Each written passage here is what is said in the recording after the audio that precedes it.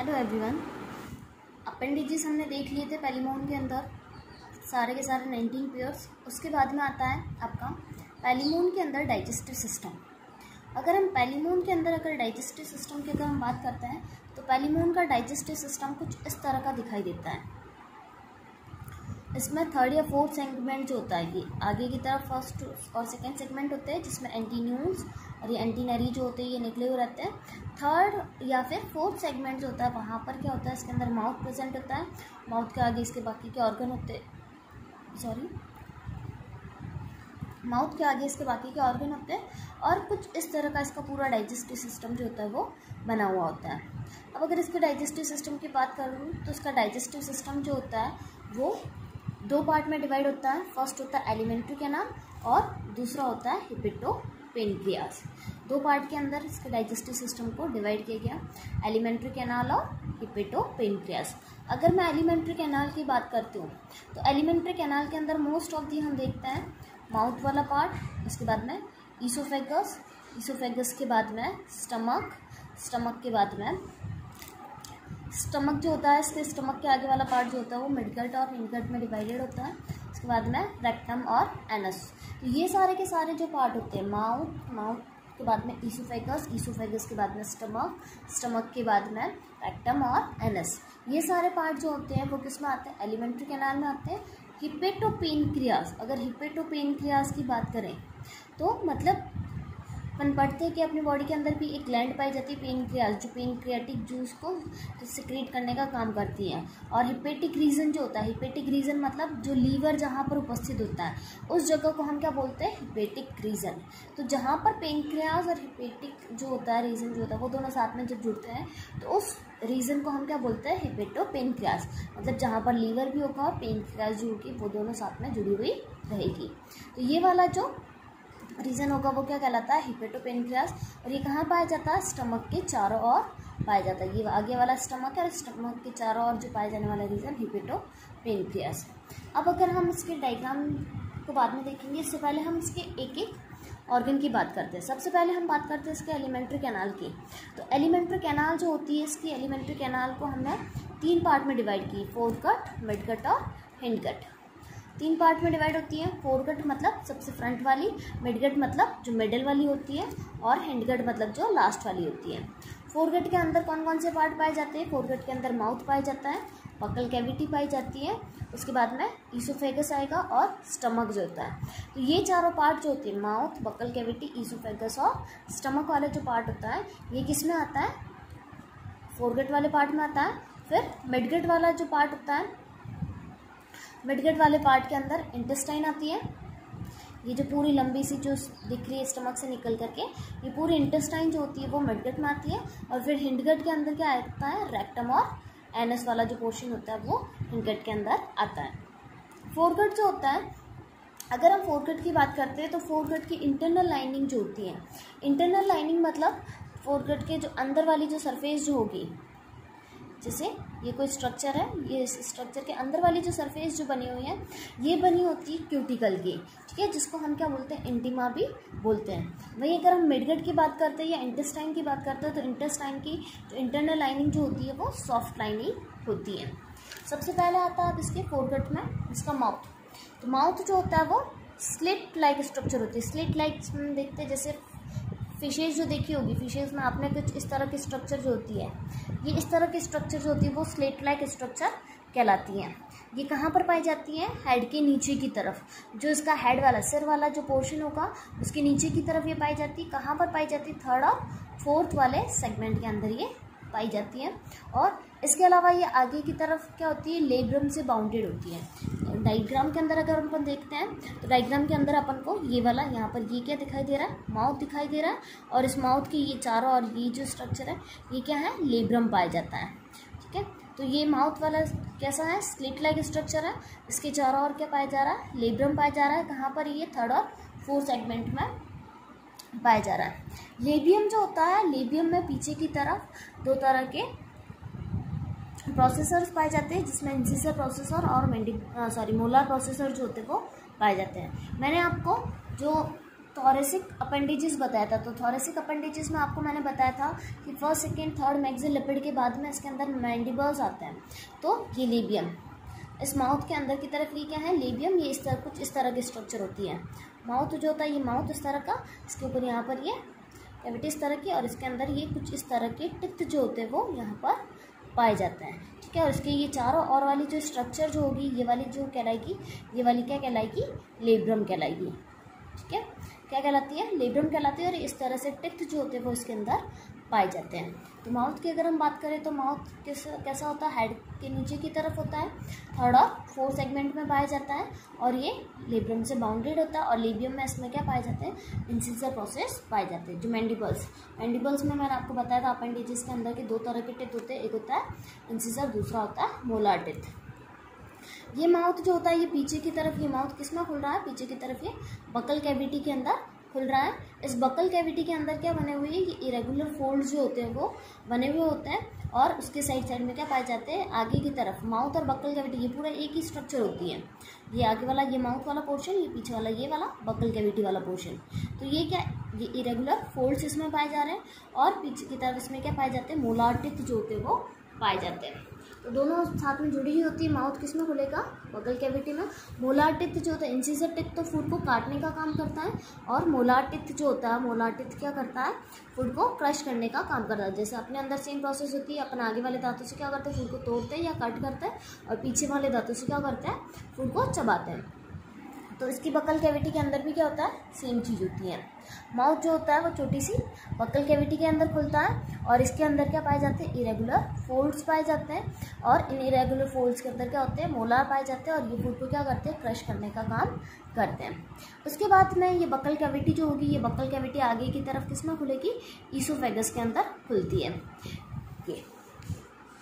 ये पीछे की तरफ ये बकल कैविटी, अब यहाँ पर ये बकल कैविटी जो है ये यहाँ पर ये किस में खुल रही है, पीछे की तरफ। ये जो स्ट्रक्चर जो है, ये वाली स्ट्रक्चर क्या कहलाती है, ईसोफेगस कहलाती है।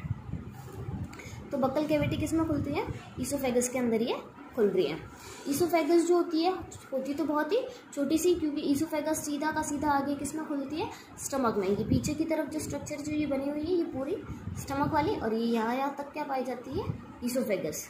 ये तो ये ईसोफेगस किस में खुल रही है, स्टमक के अंदर खुलती है। तो ईसोफेगस छोटी होती है लेकिन चौड़ी होती है, ब्रॉड होती है। और इसके अंदर क्या पाया जाता है, यहाँ पर ये जो स्ट्रक्चर जो है, ये वाली क्या है, मस्कुलर वॉल के रूप में ये पाए जाते हैं। इसके अंदर कुछ फोल्ड्स जो होते हैं वो बने होते हैं, 4 तरह के इसके अंदर फोल्ड्स बने होते हैं। ये 4 फोल्ड में से आगे वाले जो फोल्ड होते हैं वो शॉर्ट होते हैं, और पीछे वाले जो 2 फोल्ड होते हैं वो लॉन्ग फोल्ड होते हैं। ईसोफेगस की बात करते हैं तो ईसोफेगस कैसी होती है, छोटी होती है लेकिन ब्रॉड होती है। कहाँ तक जाती है, स्टमक तक जाती है। ईसोफेगस और स्टमक आपस में कनेक्टेड होती है। इसमें मस्कुलर वॉल जो होती है, मस्कुलर वॉल के ऊपर 4 प्रोमिनेंट फोल्ड्स बने हुए होते हैं। आगे वाले शॉर्ट होंगे और पीछे वाले लॉन्ग होते हैं। अभी ईसोफेगस आगे जाकर के किस में खुलेगी, स्टमक के अंदर खुलेगी। स्टमक के अंदर क्या होता है, ईसोफेगस जो होती है जिस चैम्बर के अंदर खुलेगी, ये यहाँ पर कोई डिफ्रेंशिएट नहीं है। ईसोफेगस जो है, ईसोफेगस सीधा किस में आ रही है, स्टमक के अंदर। स्टमक इसका 2 पार्ट में डिवाइडेड होता है, एक होता है पाइलरिक स्टमक, दूसरा होता है कार्डियक स्टमक। ये पीछे की तरफ वाला जो होता है ये पाइलरिक स्टमक होता है, आगे की तरफ वाला जो होता है ये कार्डियक स्टमक इसके अंदर पाया जाता है। इसके साथ साथ में स्टमक जो होता है, स्टमक चारों तरफ से जिस स्ट्रक्चर से घिरा हुआ जो होता है, ये जो स्ट्रक्चर दिखाई दे रही है जिसने क्या किया, स्टमक को चारों तरफ से कवर करके रखा है, वो इसका कौन सा पोर्शन कहलाता है, हिपेटोपेनक्रियास। अगर हम इसके स्टमक की अगर हम बात करते हैं तो स्टमक जो होता है 2 पार्ट में डिवाइडेड होता है। आगे वाला कार्डियक स्टमक होगा और पीछे वाला पाइलरिक स्टमक होता है। कार्डियक स्टमक जो होता है वो आपको मैंने पहले ही बताया था कि स्टमक जो होता है उसकी फोरगट की जो इनर लाइनिंग होती है वो किसकी बनी होती है, क्यूटिकल की बनी होती है, जिसको हम क्या बोलते हैं, इंटिमा भी बोलते हैं। ठीक है, ये चीज़ आपको पहले बताई कि एलिमेंट्री कैनाल में फोरगट की जो इनर लाइनिंग होगी वो क्यूटिकल की होगी, और मिडगट की जो इनर लाइनिंग होगी वो सॉफ्ट लाइनिंग की बनी हुई होती है, सॉफ्ट टिश्यू की बनी हुई होती है। तो कार्डियक स्टमक की अगर हम बात करते हैं तो कार्डियक स्टमक जो होता है, वो किसका होता है, क्यूटिकल या इंटिमा से बना हुआ होता है। इसमें बहुत सारे फोल्ड पाए जाते हैं जो छोटे छोटे ब्रिस्टल से कवर्ड होते हैं। ब्रिस्टल्स की अगर मैं बात करूँ तो ब्रिस्टल्स ऐसी, जैसे हम ब्रश के ऊपर जो स्ट्रक्चर देखते हैं ना, ब्रश के जो है ना धागे जो निकले होते हैं, उनको हम क्या बोलते हैं, ब्रिस्टल्स। तो कार्डियक स्टमक के अंदर भी क्या होते हैं, बहुत सारे ब्रिस्टल्स जो होते हैं वो निकले हुए होते हैं। इसके अलावा इसके अंदर बहुत सारी प्लेट्स पाई जाती हैं, जिसमें सबसे फर्स्ट आती है क्यूटिकल सर्कुलर प्लेट। ये क्यूटिकल सर्कुलर प्लेट जो होती है ये कहाँ पर होती है, ईसोफेगस के अंदर खुलती है, अंदर की तरफ होती है जहाँ पर ईसोफेगस खुल रही है। दूसरी आती है lanceolate plate. First cuticle circular plate जहाँ पर ईसोफेगस खुलती है वहाँ पर पाई जाती है। दूसरी लैंसियोलेट प्लेट। लैंसियोलेट प्लेट जो होगी वो क्या करेगी, कार्डियक स्टमक की रूफ बनाने में, रूफ मतलब छत बनाने का। ये जो कार्डियक स्टमक है फर्स्ट वाली, यहाँ पर ये जो पाई जाती है ये वाली कौन सी है, सर्कुलर प्लेट, जिसको हम क्या बोलते हैं, क्यूटिकुलर सर्कुलर प्लेट बोलते हैं, जो ईसोफेगस की है ना ये लाइनिंग बनाने का काम करती है। इसके अलावा यहाँ पर जो होती है, यहाँ पर क्या पाई जाती है, बीच में लैनोसियोलेट प्लेट पाई जाती है। ये लैनोसियोलेट प्लेट क्या करती है, कार्डियक स्टमक जो है, ये वाला जो कार्डियक स्टमक वाला जो पोर्शन है इतना इतना, इसकी क्या बना रही है, छत बनाने का काम करती है। उसके बाद में अगर हम थर्ड प्लेट की बात करते हैं तो थर्ड प्लेट जो होती है इसके अंदर हेस्टेड प्लेट होती है। हेस्टेड प्लेट कैसी होती है, ये ट्रायंगुलर होती है और ये मिडिल फ्लोर में धसी हुई रहती है। कार्डियक और पाइलोरिक स्टमक जो होता है ये एक वॉल के द्वारा कनेक्टेड होते हैं या एक कनेक्टिंग के द्वारा कनेक्टेड होते हैं, जिसको बोला जाता है कार्डियो पाइलोरिक स्टमक। इनके बीच में कोई गैप नहीं होता है। ये जो पाइलोरिक स्टमक है, ये पीछे वाला जो है ये वाला है पाइलोरिक और आगे वाला जो है वो कार्डियक, इनके बीच में कोई गैप नहीं है, लेकिन यहाँ पर क्या एक वॉल लाइक स्ट्रक्चर जो होती है वो पाई जाती है। इसको बोला जाता है कार्डियो पाइलोरिक स्टमक। और हेस्टेड प्लेट जो होती है वो कार्डियक स्टमक की रूफ बनाने का काम कर रही है। ये कार्डियक स्टमक आगे जा करके किस में खुल रहा है, पाइलोरिक स्टमक में खुल रहा है। किसके द्वारा खुल रहा है, कार्डियो पाइलोरिक स्टमक के द्वारा इसमें खुलता है। पाइलोरिक स्टमक जो होता है वो कार्डियक स्टमक की कंपेयर में छोटा होता है और नैरो चैम्बर होता है, जो पीछे की तरफ होता है। किसके पीछे, कार्डियक के पीछे की तरफ होता है। इसके अंदर पाइलोरिक स्टमक में ए शेप की एक फिल्टर प्लेट लगी हुई होती है। ये फिल्टर प्लेट क्या करती है, लिक्विड फूड को आगे पास आउट करने का काम करती है। ठीक है, ये जो पाइलोरिक स्टमक है, पाइलोरिक स्टमक की हम बात करते हैं तो कार्डियक स्टमक की कंपेयर में पाइलोरिक स्टमक सिर्फ इतना सही है। ये पाइलोरिक स्टमक क्या है, कार्डियक स्टमक की कंपेयर में छोटा होता है। कार्डियक स्टमक सीधा पाइलोरिक स्टमक में खुल रहा है, किसकी हेल्प से, कार्डियो पाइलोरिक वॉल्व या कार्डियो पाइलोरिक स्टमक की हेल्प से खुलता है। ये पाइलोरिक स्टमक जो होता है इसके बीच में एक ए शेप की फिल्टर लगी हुई होती है। उस फिल्टर का काम क्या होता है कि इस कार्डियक स्टमक से जो लिक्विड फूड जो होता है उस लिक्विड फूड को ये आगे की तरफ पास आउट करता है।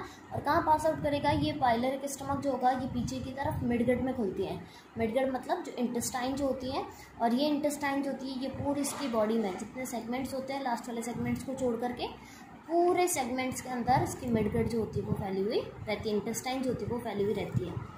तो यहाँ से क्या हो रहा है, जो लिक्विड फूड है वो पाइलोरिक स्टमक के थ्रू कहाँ पर आ रहा है, इंटेस्टाइन के अंदर आ रहा है। अब अगर हम मिडगट की बात करते हैं तो मिडगट कैसी होती है, लंबी होती है, नैरो होती है और सीधी ट्यूब होती है, जो कहाँ तक जाती है, हिंडगट तक जाती है, लास्ट पीछे तक जाती है।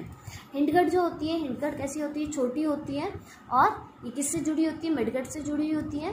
पीछे की तरफ ये क्या करती है, एक फूली हुई रचना बनाती है, फूली हुई स्ट्रक्चर ये बनाती है, जिसको हम किस नाम से जानते हैं, रेक्टम के नाम से जानते हैं। और ये रेक्टम जो होता है वो रेक्टम किस में खुलता है, बाहर एनएस के अंदर खुलता है। देखो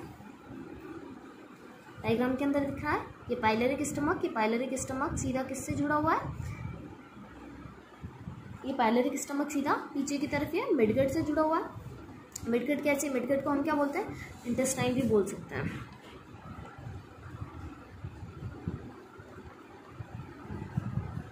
ये इंटेस्टाइन कैसी है, एक नैरो ट्यूब है, लॉन्ग है और ये होलो स्ट्रक्चर के रूप में ये पाई जाती है। ये पाइलोरिक स्टमक से लेकर के कहाँ तक, लास्ट तक, ये हिंडगट तक जुड़ती है। आगे जाकर के जहाँ लास्ट वाला सेगमेंट होता है वहाँ पर ये हिंडगट जो होती है ये थोड़ी सी फुली हुई स्ट्रक्चर ये इस तरह की बनाती है। ये इसकी फुली हुई स्ट्रक्चर जो होती है ये क्या कहलाती है, रेक्टम कहलाती है। और ये बाद में जो टेल्सन वाला जो पार्ट होता है, यूरोपोड वाला जो पार्ट होता है सबसे लास्ट वाला, सेगमेंट जो होता है वहाँ पर ये एनएस के द्वारा क्या होती है, बाहर की तरफ खुल जाती है। नीचे की तरफ ये इसकी पेलिमोन की टेल जो होती है वो पाई जाती है। इस टेल को हम क्या बोलते हैं, टेल्सन। तो ये इस तरह से इसका डाइजेस्टिव सिस्टम होता है। वापस बता देती हूँ, फूड जो होता है फूड माउथ से एंटर करता है। माउथ जो होता है आगे की तरफ ये बकल कैविटी में खुलता है। इस तरह से बकल कैविटी में बहुत सारे फोल्ड्स बने हुए होते हैं। इनके अंदर क्या होता है, माउथ के अंदर इंसिजर टिथ पाए जाते हैं जो फूड को कट करते हैं। बकल कैविटी में मोलार टिथ पाए जाते हैं इन फोल्ड्स के पीछे की तरफ। ये मोलार टिथ क्या करते हैं, फूड को क्रश करते हैं। ये बकल कैविटी आगे ईसोफेगस में खुलती है। ईसोफेगस जो होती है वो छोटी होती है लेकिन ब्रॉड स्ट्रक्चर होती है। इस तरह से ईसोफेगस की वॉल जो होती है वो क्यूटिकल की बनी होती है। ये ईसोफेगस सीधे स्टमक में खुलती है। स्टमक दो पार्ट में डिवाइडेड होता है। आगे वाला जो पार्ट होता है स्टमक का वो कार्डियक स्टमक कहलाता है। पीछे वाला जो होता है वो पाइलोरिक स्टमक कहलाता है। ठीक है, स्टमक चारों ओर से हिपेटोपेनक्रियाज के द्वारा कवर्ड रहता है। कार्डियक स्टमक कार्डियो पाइलरिक स्टमक या कार्डियो पाइलरिक वॉल के द्वारा पाइलरिक स्टमक में खुलता है। पाइलरिक स्टमक छोटा होता है और ये क्या करता है, यहाँ से इसके अंदर एक फिल्टर पाया जाता है जो कार्डियक स्टमक से सिर्फ और सिर्फ लिक्विड को आगे ट्रांसफ़र करता है। यहाँ से ये पाइलरिक स्टमक एक लंबी ट्यूब के रूप में लास्ट सेगमेंट तक जुड़ा हुआ रहता है। इस लंबी सी ट्यूब को हम मेडिकट या इंटेस्टाइन बोलते हैं। यहाँ से ये कैसी होती है, नैरो होती है, लंबी और सीधी ट्यूब होती है जो लास्ट वाले सेगमेंट तक फैली रहती है। ये क्या करती है, फूड को आगे की तरफ पास करती है। पीछे की तरफ ये मिडगट जो होती है वो हिंडगट से जुड़ी होती है। हिंडगट में जो आगे वाला पोर्शन होता है वो फूला हुआ होता है जिसका रेक्टम कहलाता है। और फिर ये टेल्सन के पास में एक पोर के द्वारा बॉडी से बाहर की तरफ खुलती है। इस पोर को बोला जाता है एनस। और उसके नीचे की तरफ क्या पाई जाती है, पेलिमोन की टेल्सन पाई जाती है, टेल पाई जाती है। तो ये इसका डाइजेस्टिव सिस्टम होता है। अब हिपेटोपेनक्रियाज की अगर हम बात करते हैं तो हिपेटोपेनक्रियाज जो होता है वो काम क्या करता है और उसकी स्ट्रक्चर कैसी होती है। तो लीवर और पेनक्रियाज की जो कंबाइन स्ट्रक्चर होती है उसको हम क्या बोलते हैं, हिपेटोपेनक्रियाज। यह बाइलोब्ड होता है, दो लोब के अंदर डिवाइड होता है। क्यों, क्योंकि इसके बीच में से क्या जा रही है, मिडगट जा रही है। तो ये ऊपर वाला लोब हो गया, ये ऊपर वाला लोब हो गया, ये नीचे वाला हो गया। तो ये क्या हो गया, दो लोब के अंदर डिवाइडेड स्ट्रक्चर हो गई। कॉम्पैक्ट होती है, कॉम्पैक्ट मतलब थोड़ी सी जटिल होती है। ऑरेंज कलर की होती है। हिपेटोपेनक्रियाज का कलर जो होता है वो कैसा होता है, ऑरेंज कलर होता है। इसके अलावा ये ग्लैंडुलर स्ट्रक्चर होती है। ग्लैंडुलर मतलब ग्रंथिनुमा संरचना इसकी होती है। कार्डियक स्टमक से पीछे की तरफ ये फैला हुआ रहता है। और इसके लेटरल साइड के अंदर क्या होता है, रिप्रोडक्टिव ऑर्गन जो होते हैं और हार्ट जो होता है वो पाया जाता है। वेंट्रल साइड में इसके क्या पाई जाती है, नर्व कोड पाई जाती है। और ये क्या करता है, डाइजेस्टिव जूस को रिलीज़ करने का काम करता है जो फूड के डाइजेशन में हेल्प करता है। हिपेटोपेनक्रियाज का मेन काम क्या होता है कि ये डाइजेस्टिव जूस को रिलीज़ करता है जो फूड को डाइजेस्ट करने में हेल्प करता है। इसके अलावा इसके लेटरल साइड में तो क्या होगा, हार्ट पाया जाएगा। और वेंट्रल साइड में इसके नर्व कोड जो होती है वो पाई जाती है। तो हिपेटोपेनक्रियाज स्ट्रक्चर अगर पूछे तो कैसी होगी, बाइलोब्ड होगी, कॉम्पैक्ट होगी, ऑरेंज कलर की, ग्लैंडुलर स्ट्रक्चर होती है। ठीक है, कहाँ पाई जाती है, कार्डियक स्टमक के पीछे की तरफ ये पाई जाती है। और इसका काम क्या होता है, मेन काम होता है इसका डाइजेस्टिव जूस को रिलीज़ करना। तो ये कंप्लीट इसका पेलिमोन का डाइजेस्टिव सिस्टम हो गया। Thank you.